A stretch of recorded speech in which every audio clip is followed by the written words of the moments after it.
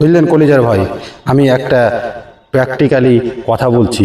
যেমন মানুষের জিদ কি করে, যেমন আমার প্র্যাকটিক্যালি অবশ্যই আমি একটু শিক্ষিত কম। তার জন্য আমি যখন 1998 সালে আমি যখন ব্যবসাতে নামি, কাপড়ের ব্যবসা হকারি করতে, আমি একদিন গেলাম, তা কোনো কিছু বেচতে পারলাম না, খালি হাতে ঘুরে এলাম।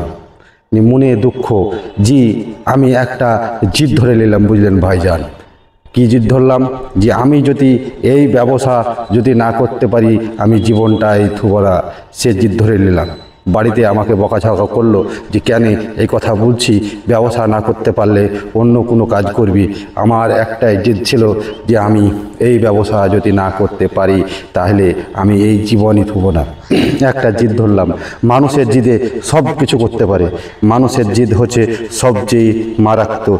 আপনি যদি জিদ করেন তো অবশ্যই এই কাজটা করব বলে যদি আপনি জিদ ধরে থাকেন, নিশ্চয় আপনার একদিন, দুদিন, 3 দিন পারবেন না, 4 দিনকার দিনে অবশ্যই সে কাজটা আপনি নিশ্চয় সাকসেসফুল হতে পারবেন।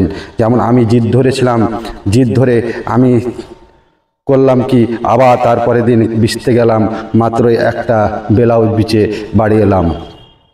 তাও একটু মনে ফুর্তি হলো যে না আমি একটা বিচলাম। তারপরে আবার গেলাম, তারপরে দিন আবার আমি গিয়ে কিছুটা হালকা ফুলকা বিচতে পারলাম। এইভাবে আমি জিদ করে লেগে থাকলাম। লেগে থাকার পরে 1, 2 দিন, 3 দিন, 4 দিন করতে করতে 10-12 দিনের বেলায় আমি অবশ্যই ব্যবসাতে সাকসেসফুল হলাম।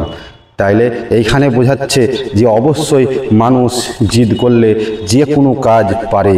অবশ্যই আমরা যদি এই ফেসবুক জগতে আমরা জিদ করে অবশ্যই যদি ভাবি যে না আমরা এই ফেসবুক জগতে আগাবো, নিশ্চয় আমি আগাতে পারবো।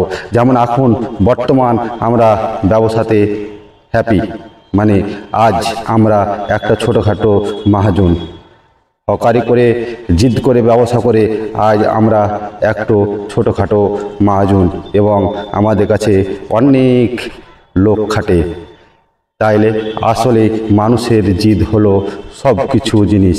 জিদ করলে অবশ্যই কাজ সফলতা হবে, তবে সে কাজকে নিশ্চয় ধৈর্য ধরে ভালোবেসে কাজটা করতে হবে, তাহলে অবশ্যই সফলতা পাওয়া যাবে। এবার আপনি ধৈর্য ধরবেন না, ভালোবাসবেন না, তাহলে সে কাজে আগাতে পারবেন না। অবশ্যই ভালো থাকবেন, সুস্থ